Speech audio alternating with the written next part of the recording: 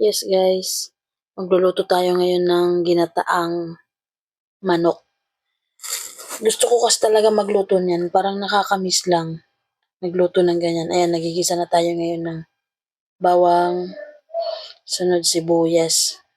Pag gisa-gisa lang, tsaka luya, nilagyan ko din ng luya para matanggal yung lansa ng manok. Yan, ginigisa na lang natin lang yung para lumabas yung aroma, medyo naluto-luto lang yung bawang. Nilagyan na natin yung manok. Yung manok pala yan guys, yung buto-buto, yung buto-buto na part ang gusto ko, yung may lieg, tsaka dito sa may pakpak, at tsaka yung likod sa pinakabatok. Yun yung inano ko. Yun yung binili ko, sinadya ko talaga. Lagyan ko na dyan yan ng paminta. Pag nagluluto pala talaga ako guys, wala akong ibang nilalagyan ng mga sa tulad ng mga ibang magic. Sarap pala, bitchin lang, asin at tsaka cubes ko. Anong niluluto ko na karne, yun lang yung nilalagay ko. Ganun. Pero minsan may mga time na kailangan ko maglagay ng ganun. Pero yung iba hindi. Tulad nito, ang nilagay ko lang dyan is chicken cubes lang. Tapos sinabay ko na dyan yung konting ko pala, yung konti na tawag nito, ng sitaw. Tsaka nilagyan ko ng sigidillas. Yan, para gulay. Parang, yan, gulay na nilagyan ng manok. Parang madami yung gulay, guys. Pero masarap yan. Gusto ko yan sa gata, yung sigidillas talaga. Mas masarap. Tas nilagyan kong dilaw. Hindi ko alam kung ano sa inyo yung nilagay ko. Basta dito sa amin dilaw. Tas nilagyan ko rin ng konting tubig dyan.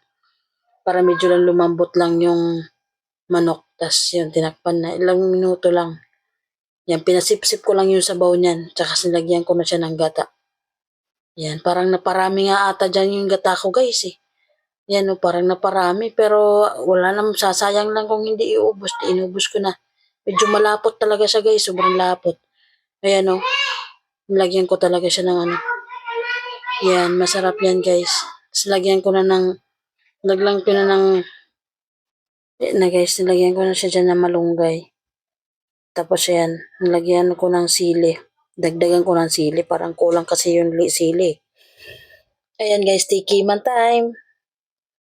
Masarap lang. Tumikim lang ako na ng isang sarap. Malinamnam, nanuot yung lasa niya guys kasi nilagyan ko siya ng konting suka, ng konti lang. Kain tayo ng sili para hindi nakakaumay kasi masyadong maano yung gata. Puro kasi yung gata eh. Tas asin madami kasi nalagay ko. Kaya kailangan talaga may sili para hindi nakakaumay. Pero ang sarap guys, promise. Try niyo na to guys, masarap.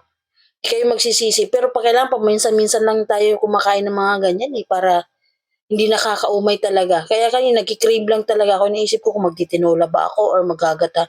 Eh doon sa tindahan nakakita ko na may gata. So naggata na lang ako. 'Di ba?